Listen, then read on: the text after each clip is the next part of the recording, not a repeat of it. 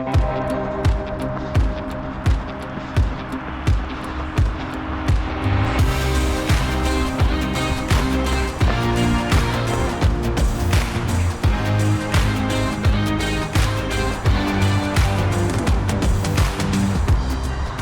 salut les gens, j'espère que vous avez la frite, moi c'est le cas.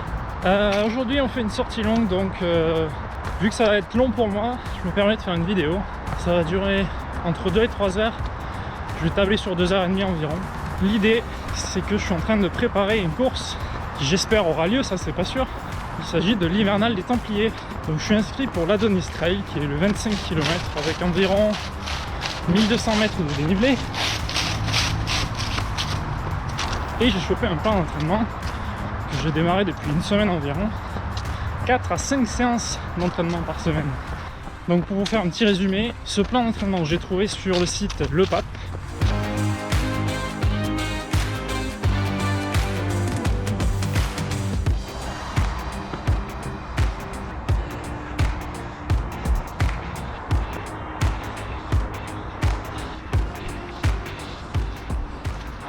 Bon, l'idée de la sortie c'est de rester en endurance fondamentale comme je vous disais, de ne pas laisser le cœur monter trop haut.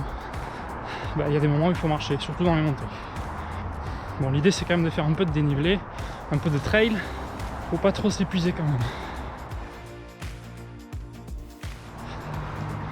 Et donc ce plan d'entraînement il est composé de 4 à 5 séances par semaine, je vous expliquerai pourquoi 4 ou 5. La première séance c'est du fractionné classique, type VMA, donc 30-30 ou du 1 minute. Donc ça c'est du truc assez rapide, assez intense. Ensuite la deuxième séance de la semaine c'est du seuil, donc avec des fractions assez longues mais à allure un petit peu soutenue quand même.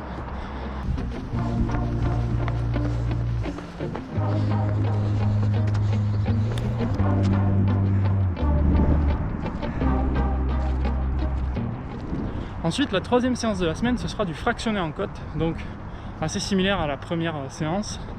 Sauf que la première séance on l'a fait sur du plat, c'est plus pour vraiment faire du dénivelé rapide, et voilà, s'entraîner dans les côtes à l'explosivité un petit peu.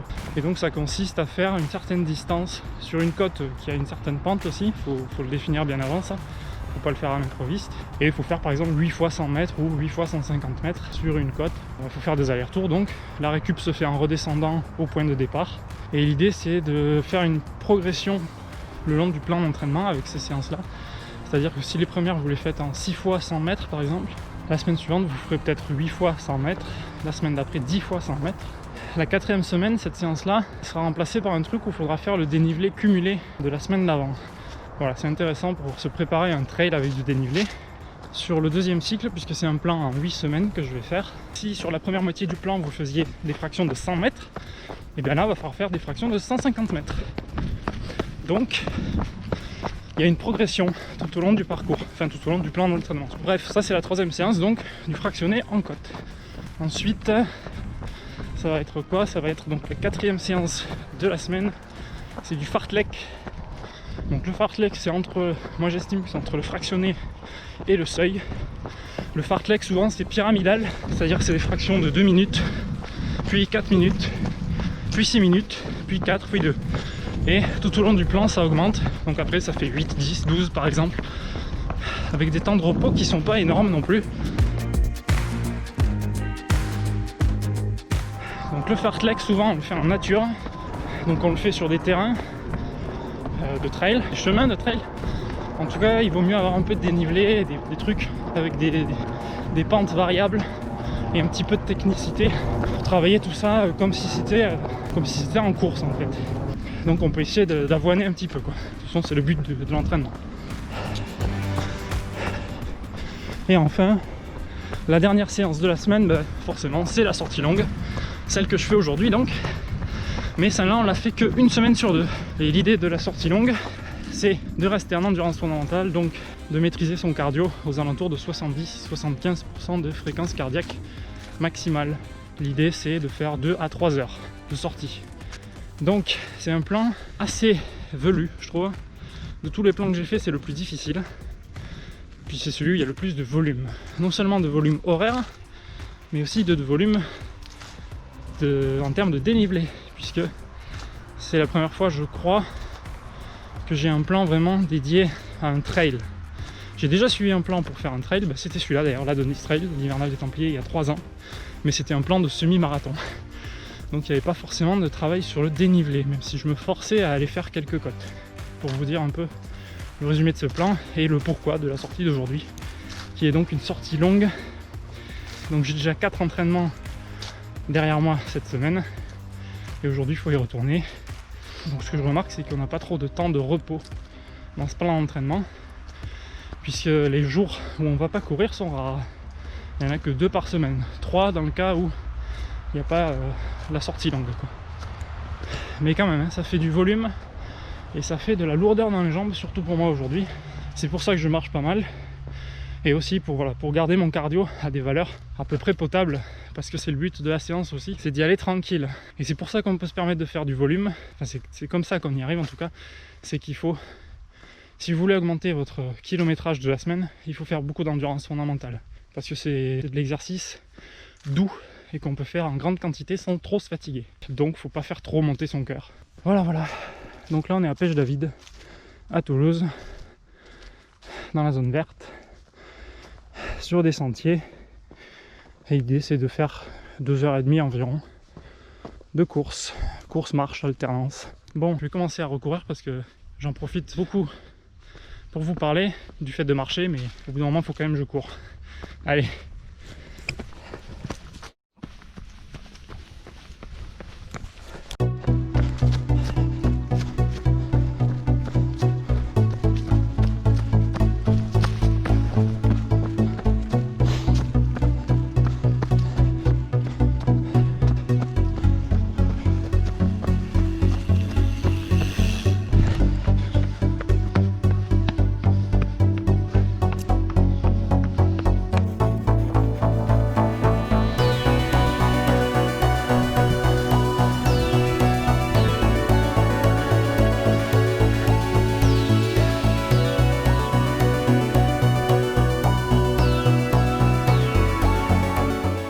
Donc là on est à Pêche-David, on est un peu sur les hauteurs, vous voyez. Il y a Toulouse derrière moi. Là-bas il y a le téléphérique. Là-bas on peut voir les pistes de Blagnac, je vais essayer de zoomer dessus, mais bon, ça sera pas foufou quand même parce que c'est loin, mais on les voit quand même pas mal. Là par là on a le stadium, là on a un champ de panneaux solaires, l'Oncopole, un truc de téléphérique, et là l'observatoire avec à droite le téléphérique. Bon, ça je vous l'ai déjà fait en vidéo, donc.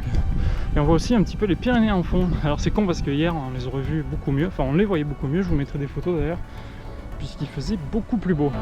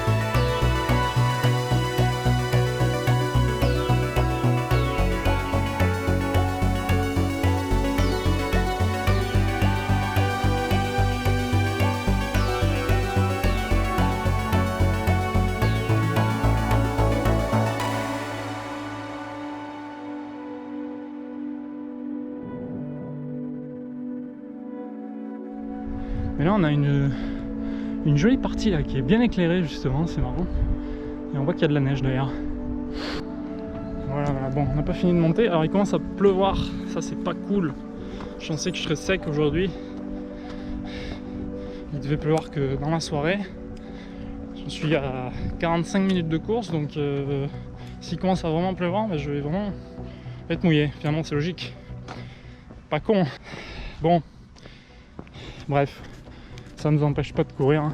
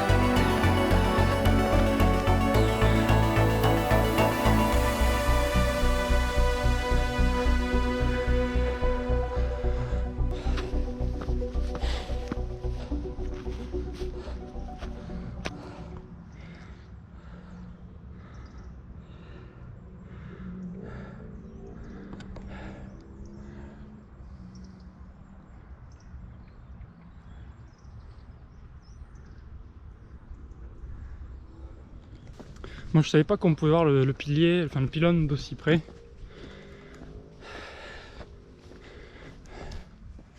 C'est assez impressionnant. Et là je sais pas où est-ce qu'on peut aller.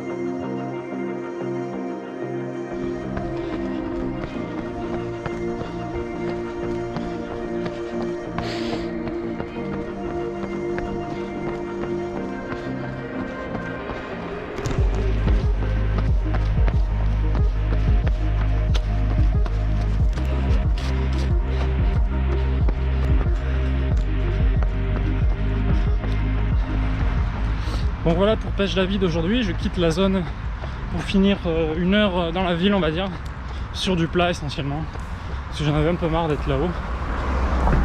En plus j'y vais de plus en plus en ce moment, vu que je m'entraîne pour un trail, c'est à peu près la seule zone à proximité de chez moi où je peux aller à pied pour faire du trail, donc j'en ai un peu marre de voir toujours le même point.